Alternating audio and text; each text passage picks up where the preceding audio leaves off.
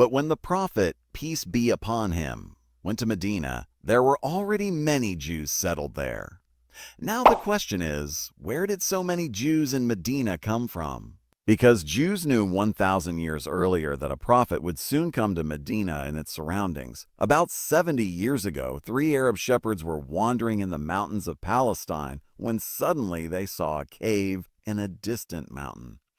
They went inside the cave and saw only 2 jars there. When they opened these jars, they found some ancient papers and scrolls inside. They thought these might be worth something, so they went to the market and sold them for a little money.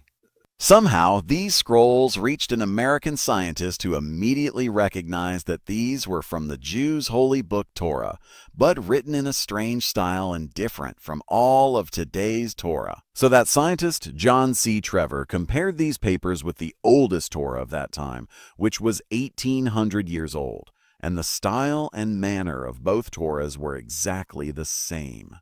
The scientist had the paper on which this Torah was written carbon dated to determine how old it could be at maximum, and it was found that this paper is at least 2,200 years old. This means that this Torah, which was found by ordinary Arab shepherds in a cave in Palestine, is one of the oldest Torahs in the world, even older than the Torah from before the coming of Prophet Jesus, peace be upon him. These are the Qumran Bible scrolls. This is not a complete Torah, but many portions of the Torah are present in it.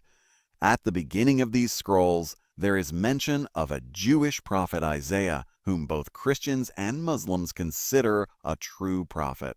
And this prophet Isaiah wrote some prophecies about the future, about what would happen in the world in the coming times. The first prophecy was that Nebuchadnezzar, the very powerful king of Babylon who had destroyed the Jews like Hitler thousands of years ago, this Torah's first prophecy states that Nebuchadnezzar is currently oppressing us greatly out. But soon a person will destroy his rule and resettle the Jews in their territory.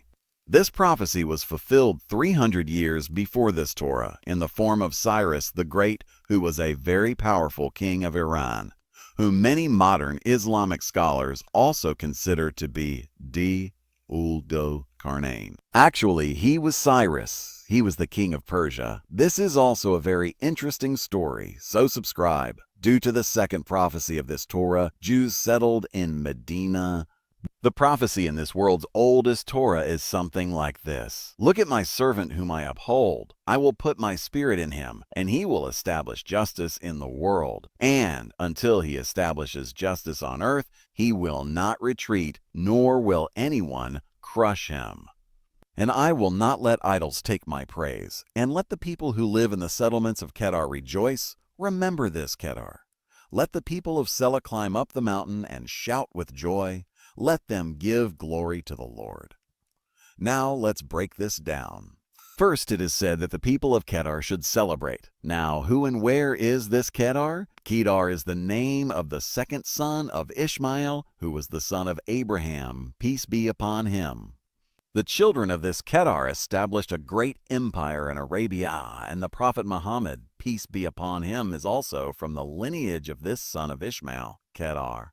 The second mention is of idols. In those times, idol worship was most prevalent in Arabia. Now it is clear from this that the prophet will come to Arabia. Prophet Isaiah made a second prophecy in the Torah that the people of Sela should climb the mountain and shout with joy. This word Sela, C-L-A, is still written the same way in the Torah today. Now, where is this Sela in Arabia? This is very interesting. Don't take my word for it. Everyone has Google Maps. Write Sela, Arabia on Google Maps, and you will directly reach the location of this mountain. This mountain still exists in Medina today, and not just in Medina, but is the mountain closest to Masjid Nabawi. This Sela mountain is only 500 meters away from Masjid Nabawi. So in the Torah, the people of Sela are told to climb the mountain and shout with joy because a person is coming to you who will establish justice throughout the world.